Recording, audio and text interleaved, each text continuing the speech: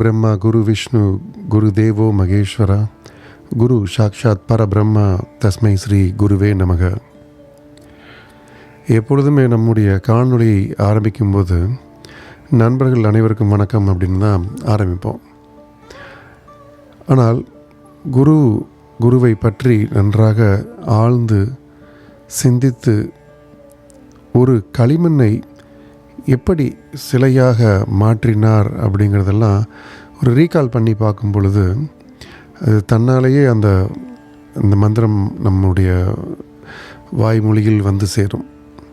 அதுதான் குரு பிரம்மா குரு விஷ்ணு. குரு தான் பிரம்மா, குரு தான் விஷ்ணு, அவர் தான் மகேஸ்வரர், அவர் தான் பரபிரம்மம் அப்படிங்கிறது. அப்போ என்ன அப்படின்னா, விஷ்ணு, சிவன், பிரம்மா எல்லாருமே இருந்தாலும் அவர்கள் மூலமாக அவர்கள் ஒவ்வொருவருடைய வேலையும் தனித்தனியாக பிரித்து பார்க்க முடியாமல் அவர்களுடைய வேலையை கச்சிதமாக குருமார்களிடம் கொடுத்து அனுப்பி அந்த கர்ம வினைக்கு ஏற்ப யாருக்கு எது எப்பொழுது தேவையோ அந்த சீடனை தேடி பிடித்து, அதுதான் குருவினுடைய வேலை.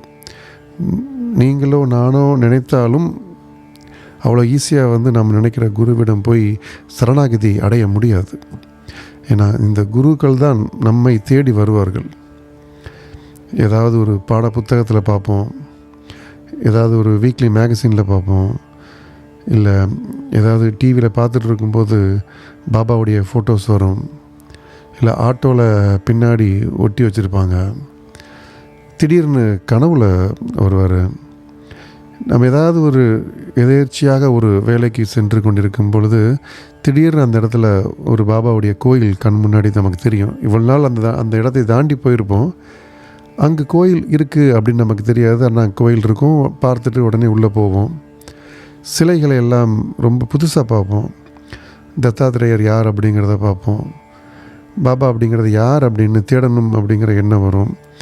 மெல்ல மெல்ல மெல்ல மெல்ல தான் இந்த சத்குருக்கள் நம்முடைய சோதனைன்னா கண்டிப்பாக வரம் அப்படிங்கிறது கிடைக்கும். அந்த வரத்தை ஏற்றுக்கொள்ளக்கூடிய ஒரு தகுதியை படைப்பதற்கு இவர்கள் விளையாடக்கூடிய விளையாடல்கள், அதாவது திருவிளையாடல்கள் தான் அது. மெல்ல மெல்ல மெல்ல மெல்ல நம்ம வாழ்க்கையில் என்ட்ரி ஆவாங்க. நமக்கு கொஞ்சம் நம்பிக்கை வரும்போது கொஞ்சம் கஷ்டத்தை கொடுப்பாங்க. இது என்னடா புது கஷ்டம் அப்படின்னு நம்ம நினைக்கும் பொழுது அது கஷ்டமாக இருக்காது. அதை மீண்டு வருவதற்கு உண்டான வழிகளையும் சேர்த்தே அனுப்பி வைப்பார்கள்.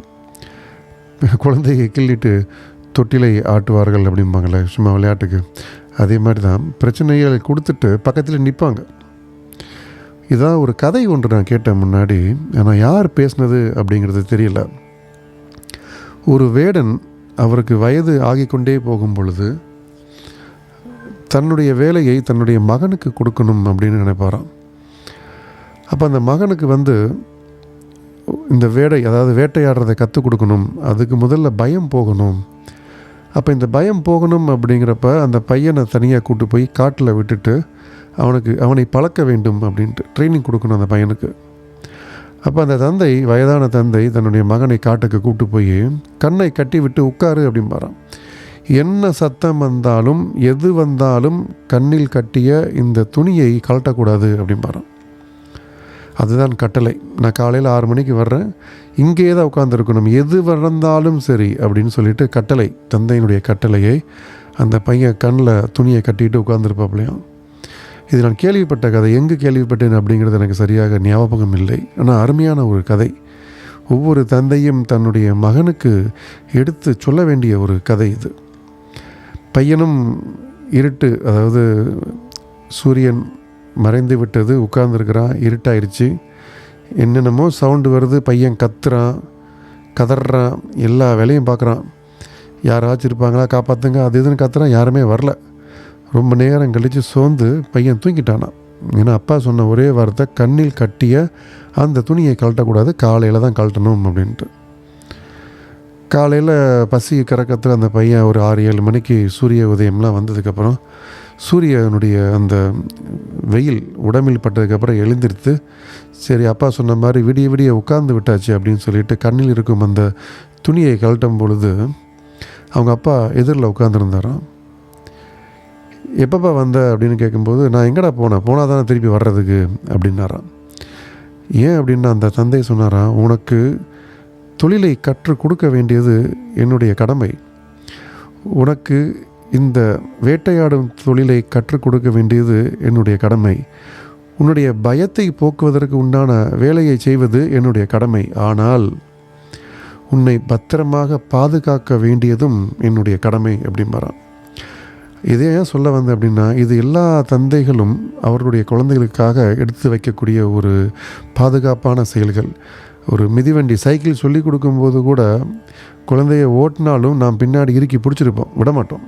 ஏன்னா நம்ம உயிர் அங்கே உட்கார்ந்துருக்கும் பொழுது. அப்போ ஒரு குரு அப்படிங்கிறவர் இந்த கஷ்டங்களை ஏன் கொடுக்குறாரு அப்படின்னா, அந்த கஷ்டத்தை நாம் பழகி கொள்ள வேண்டும் அப்படிங்கிறதுக்காகத்தான். அப்போ பழகி கொள்ளணும்னு என்ன தினமும் கஷ்டம் கொடுத்துக்கிட்டே இருப்பேன்னா அப்படின்னா அப்படி கிடையாது. இந்த கஷ்டம் ஒருவருக்கு வருது அப்படின்னா அந்த கஷ்டத்தை யார் வரவேற்கிறார்கள் அப்படின்னா அது நாம் தான். ஏன்னா ஏதாவது ஒரு இடத்தில் நாம் செய்த ஒரு கர்மா தான் நம்மை தாக்கும். நன்மை செய்தால் நன்மை தாக்கும், நாம் செய்த தீமையாகத்தான் தாக்கும்.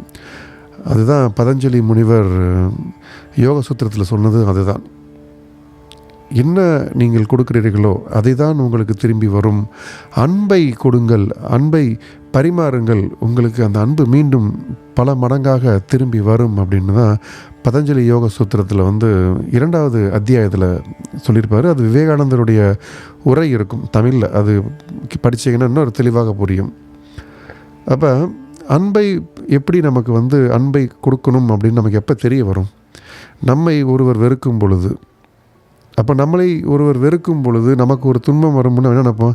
கல்லெஞ்சக்காரனாக இருக்காண்டா, நமக்கு ஒரு ஹெல்ப் பண்ணுறான், என்ன வந்துட போகுது இவனுக்கு அப்படின்னு நம்ம ஒரு கோபத்தில் நம்ம மனசாட்சி பேசும். அப்போ இதே நாம் ஏன் செய்யக்கூடாது? அப்போ எல்லாரிடத்திலும் நாம் ஏன் கோபத்தையும் ரொம்ப கடுமையான சொற்களையும் உபயோகப்படுத்த வேண்டும்? அப்போ அதை புரிந்து கொள்வதற்கு அனுபவ பாடம் அப்படிங்கிறது நமக்கு ரொம்ப ரொம்ப ரொம்ப ரொம்ப தேவையான ஒரு விஷயம்.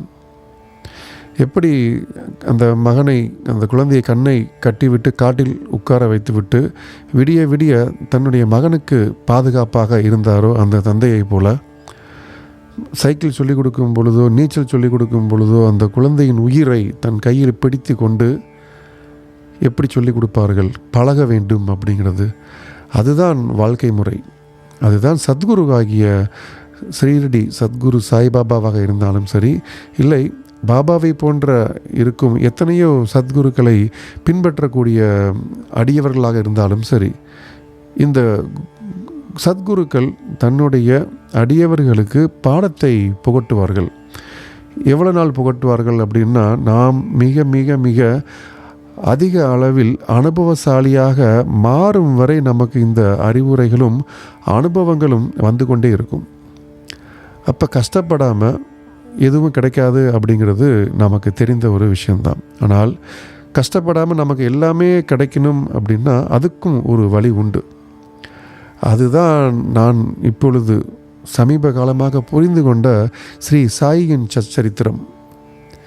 பல முறை படித்தாலும் கொஞ்ச நாள் தான், இப்போ ரீசெண்டாக இந்த குரல் வடிவத்தில் ஸ்ரீ சாயி சச்சரித்திரத்தை வாரம் ஒரு சாப்டரை கொடுத்துட்ருக்கும் பொழுது பிழை இல்லாமல் வாசிக்கணும் அப்படிங்கிறக்காக மறுபடியும் நான் படித்து பார்ப்பேன்.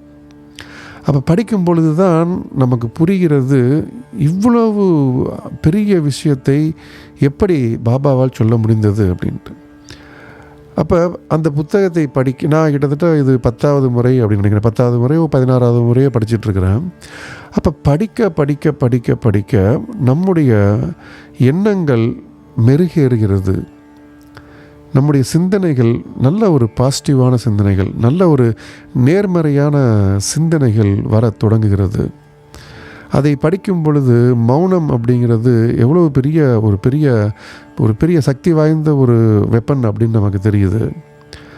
தியானம் அப்படின்னு ஒன்று பண்ண சொல்லி பாபா அடிக்கடி எல்லா இடத்துலையும் சொல்லியிருப்பார், தியானம் பழகு, உன்னால் தியானம் பண்ண முடியலையா, தியானம் பண்ணுறதுக்கு அமர்ந்து கொண்டு என்னுடைய உருவத்தை நினைத்து கொண்டே இரு. ஏன்னா நம்முடைய சத்குருவாகிய சாய்பாபாவுடைய முகம் நமக்கு ரொம்ப எளிமையாக நம்முடைய எண்ணத்தில் பதிந்திருக்கும். அதனால தான் சொல்லுவார், நீ என்னை வணங்கிட்டு இருக்கியா, என்னை நம்புறியா, நீ தியானம் பண்ணும் பொழுது என்னுடைய உருவத்தை நினைத்து கொண்டே இரு.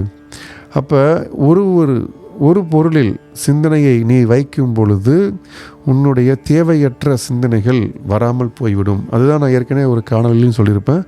அது பாபாவும் சொன்னது அதுதான், பதஞ்சலி முனிவரும் சொன்னது அதுதான். ஒரு நல்லவற்றை, அதாவது தீயவற்றை செய்யாமல் இருக்க வேண்டுமானால் நல்ல சிந்தனைகள் வளர வேண்டும், நல்லவற்றை செய்ய வேண்டும் அப்படின்னு. அதுதான் பாபாவும் இந்த சாப்டரில் 18-19 அவ்வளோ தெளிவாக சொல்லியிருப்பாங்க. ஆரம்பத்திலிருந்து படிக்கும் பொழுது தான் முதலில் குருவை அறிந்து கொள்வதற்கு உண்டான வழியை கொடுத்திருப்பார். அப்புறம் குரு ஒரு வேலையால் தான், குருவிற்கு ஒரு எஜமான் அப்படின்னா அது கடவுள் அப்படிங்கிறத புரிய வைப்பார் பாபா இந்த சாப்டரில் படிக்கும் பொழுது.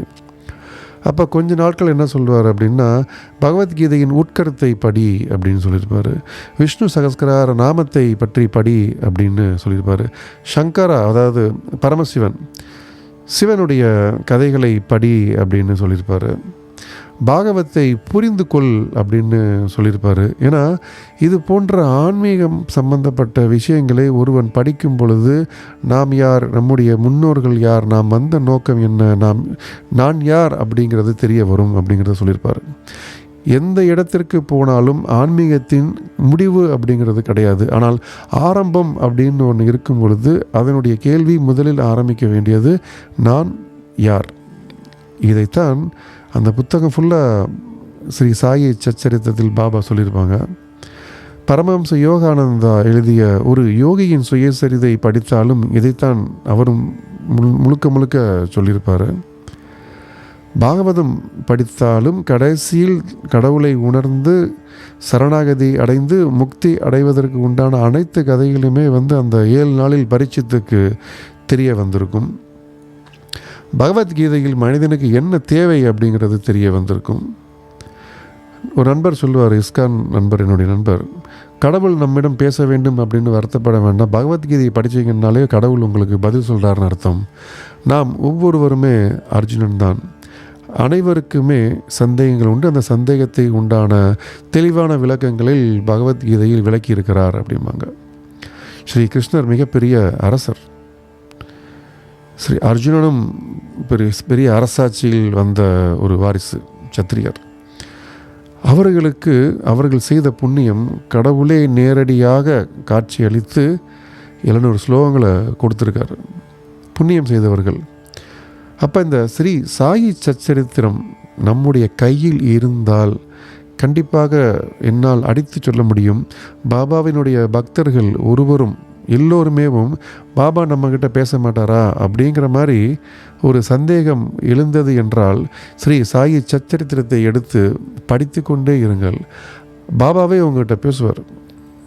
ஹேமத் பந்து அவ்வளோ ஈஸியாக எழுதலை. கிட்டத்தட்ட 8 வருஷம் அங்கே தங்கியிருந்திருக்கார். பாபா கூடயே தங்கியிருந்திருக்காரு. சீரடியே கதியாக தங்கியிருந்திருக்காரு. தாஸ்கனு மகாராஜ், அதுதான் நான் படித்தேன் 20வது சாப்டரில். அவர் எழுதக்கூடிய சில மொழிபெயர்ப்பு புத்தகங்களுக்கு பாபா நேராக இல்லாமல் ஒரு வேலைக்கார பெண்மணி மூலம் அவருக்கு அந்த விடையை கொடுத்தார், ஒரு குழந்தை மூலமாக அப்படின்ட்டு. அப்போ சத்குருக்கள் நம் கல் போன்று இருக்கும் நம்மளை ஒரு சிலையாக வடிப்பது தான் அவருடைய வேலை. நாம் மண், ஒரு தெளிந்த களிமண். கையில் பிடிப்பதற்கு கூட அருவருப்பாக இருக்கக்கூடிய அளவிற்கு உண்டான ஒரு களிமண் தான் நாம்.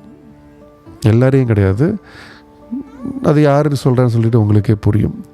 அப்போ நம்மை, இந்த களிமண்ணை ஒரு சிலையாக செதுக்குவதற்காக கொடுத்த அந்த வெப்பன், அந்த ஒளி தான் ஸ்ரீ சாயி சச்சரித்திரம் அப்படிங்கிற புக்கு. இது என்னுடைய குருநாதர் சாயி சச்சரித்திரம்.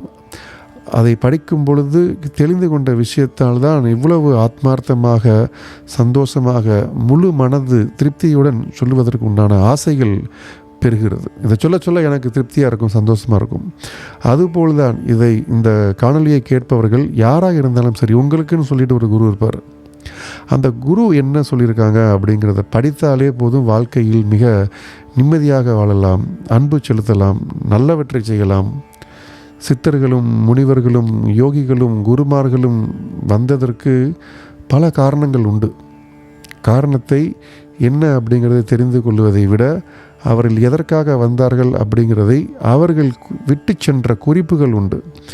ராமரும் வந்தார், கிருஷ்ணரும் வந்தார், யார் வந்தாலும் அவர் சொன்னதை நாம் பின்பற்ற வேண்டியது நம்முடைய வாழ்க்கையின் ஒரு மிகப்பெரிய தத்துவத்தை உணர்ந்து கொள்வதற்கு உண்டான ஒரு பாக்கியம் அதில் கிடைக்கும். சத்குருக்களை படியுங்கள், ஸ்ரீ சாயியை பணியுங்கள், அவரவருடைய குருமார்களை மதியுங்கள். குருவுக்கு செய்ய வேண்டிய கைமாறு அவர்கள் சொன்ன வழியில் நடப்பது ஒன்று மட்டுமே. புத்தகத்தை மீண்டும் மீண்டும் படிங்கள். நல்ல ஒரு எண்ணம், நல்ல ஒரு பாசிட்டிவான எனர்ஜி எல்லாருக்குமே வர வேண்டும் அப்படிங்கிறது தான் என்னுடைய பிரார்த்தனைகளும். காணொலியை முழுவதுமாக கேட்ட அனைத்து நண்பர்களுக்கும் நன்றி. மீண்டும் ஒரு பதிவில் சந்திப்போம். நன்றி, வணக்கம்.